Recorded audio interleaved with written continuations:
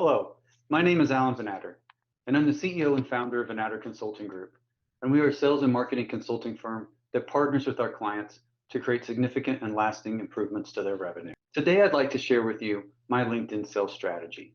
And I want to start off by talking about why would you want to sell on LinkedIn? Well, if you look at it from a marketplace perspective, you have to realize that it has over 740 million users, and that makes it the #1 marketplace to sell. Also, it has over 90 million senior decision makers, and it's also where most Fortune 500 decision makers and executives like to spend their time looking for interesting content. But if you look at it from a sales perspective and it's for the sales process, it's the #1 easiest way to be able to find insightful information about buyers and companies. Also, buyers are much more open to networking on LinkedIn than they are for, say, answering cold calls or cold emails. They're very open to accepting a connection request. Next, if done correctly, the buyer feels like they are talking with a friend instead of talking with the salesperson. And from a numbers perspective, 78% of social sellers outsell peers who don't use social media. So as we go through today, I would like for you to think about LinkedIn as if it is the world's largest convention or trade show. And like if you were at a convention or trade show, if you saw a lead, you'd go up to them, you'd introduce yourself. Once they've given you their name, you would use their name often in the conversation. You'd look to find things that you have in common, and then you'd uncover a way to try to continue the conversation. Likewise, you would probably also go to their company's booth. Maybe you'd pick up a pamphlet, read some different articles and things that they have inside that pamphlet. You'd talk to others that are also there from the company, and you'd try to uncover their future plans and uncover what they care about. Then you'd write all that information down. Also, if the lead was presenting, you'd make sure that you would go and you would listen, and then you'd stop them afterwards and you'd let them know that you found it informative and you really like this, this, and this. And then you might ask them to go get a coffee, a tea, or have a drink so that you can have a one-on-one conversation. So the goal of the rest of this video is for me to be able to show you how to take the exact same actions you would take at a convention or a trade show and turn that into a sales process on LinkedIn. So let's start off talking about your LinkedIn page or your booth at the convention. So you want to make sure you keep it professional. You want to make sure that it builds trust. You want to make sure that your message speaks directly to your ideal clients. You might use keywords and different posts and different things that you have hanging up in your booth or on your LinkedIn page. And then you'd post and interact with others that come to your booth, and you'd most likely go to their booth and post and chat and interact with them. And the goal of all of this is to make sure that you present an image that you are the expert of your subject matter. So let's talk a little bit about your company's LinkedIn page or your company's booth at the convention. So you'd want to really keep in mind that your booth or your LinkedIn page is the face of your company and that it's just as valuable as your website. And that's because many of today's buyers use LinkedIn to understand the company's culture, product, and expertise. You also want to post articles that convey that your company is also an expert in their subject matter. And that's because it adds credibility to your sales team and allows them to be easier for them to sell your company. And finally, companies that are engaged on LinkedIn are 40% more likely to be perceived as competitive compared to those that are not on LinkedIn. So let's talk a little bit about my 4-step LinkedIn sales strategy. Step #1 is to identify your ideal leads, referral partners, and possible strategic alliances. Step #2 is to determine how you will connect with them. Step 3 is to outline the steps that you will take to build a relationship. And step 4 is to move the conversation offline. So there's 2 ways you can prospect on LinkedIn. The first is you can do a targeted search, and that's using either Sales Navigator or the free option. The second way is you can get introductions from your contacts. So first, let's talk about targeted search. So you want to start off your targeted search by creating your ideal buyer persona. What kind of titles do they have? What size companies are they in? And where are they located? The other thing that you want to remember is that when you're searching for prospects, only people in your network, so the first, second, and third level connections, will show up in your results. So if you have a small number of connections, your search will be limited. The other way that you can go about looking for people is that instead of making connections with buyers, you can connect with professionals in other industries who serve similar clients and build a relationship with them. And then you go through their connections and look for ideal prospects and ask your connection to introduce you through a warm introduction. So now that you've found your leads, the next step is to connect and build a relationship. So the first thing that you're going to want to do is look to see what you have in common with your leads. So this could be you have multiple common connections. Maybe you graduated from the same university or you belong to the same organizations. Then you send a connection request. Then when they connect, you send a welcome message and start a conversation. Then you're going to want to have 4 LinkedIn interactions, and you want to mix it up. So make some of it be messages and some of it be content interactions.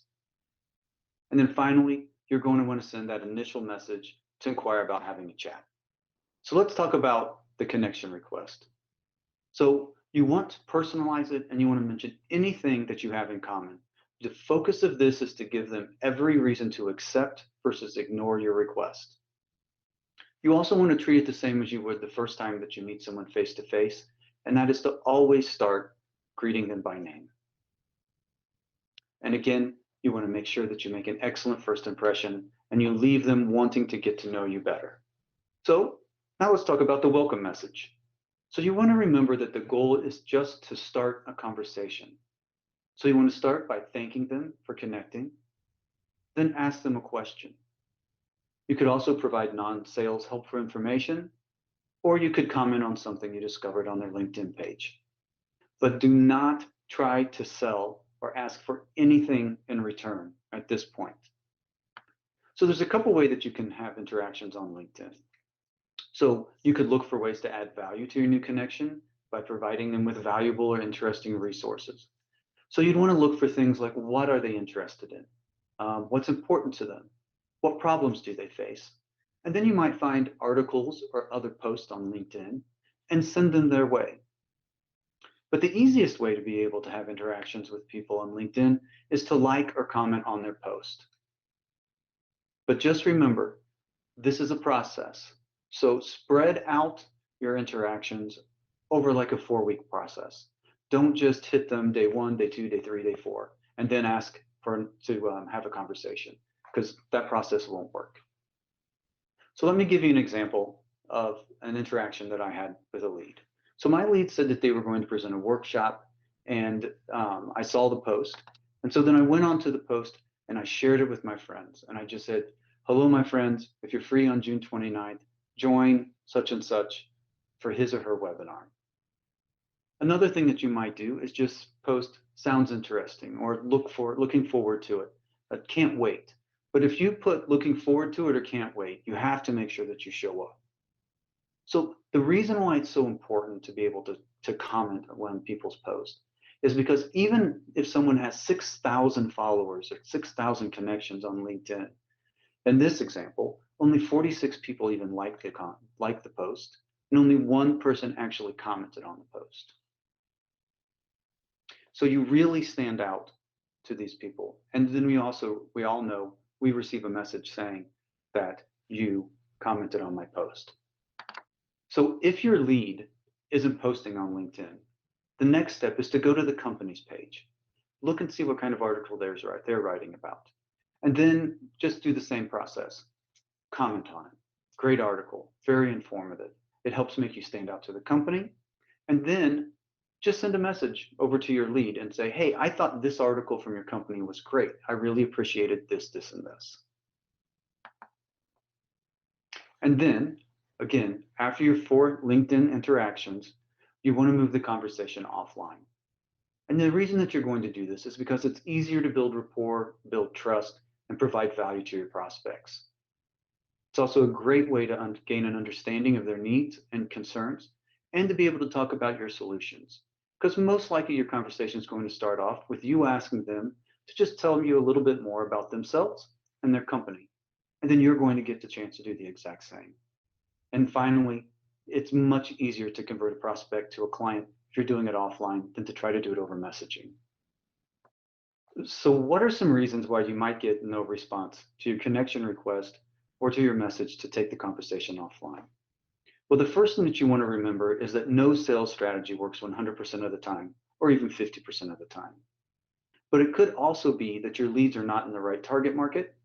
Could be that your leads do not need what you're offering right now, or maybe they're just not ready for your solutions you provide, or that your solution is just not a priority for them.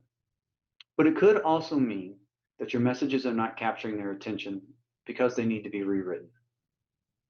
But one thing I want to point out, what makes the difference between a good salesperson and a great salesperson is that a great salesperson realizes that the response that they get today does not mean it'll be the same response they'll get in 6 weeks or 6 months and 12 months. So it's important to make sure that you still follow up with them. So let's talk about some reasons and some triggers that might take place that provide a smooth and easy way for you to be able to reconnect. And those are just called re-engagement triggers. So some example of those might be they get a new job, they get a promotion, they view your profile. And now I want to stop and focus on this one for a second. If someone that hasn't viewed your profile for a while comes back and views it, you need to reach out to them immediately because most likely that means they're looking for someone that provides your solutions. So another thing might be that they update their profile. You both like someone else's post. They like or comment on your post, or they post an article. So in summary, to be successful selling on LinkedIn, you need to make sure that you create an outreach strategy, that you be active on the site, you provide value to your connections, establish yourself as a trusted authority, build interest in yourself and your company, and then you want to show how your solutions solved other clients' problems. So I hope you found value in your time with me today, and I want to thank you for spending it with me. Also, I look forward to seeing you on LinkedIn.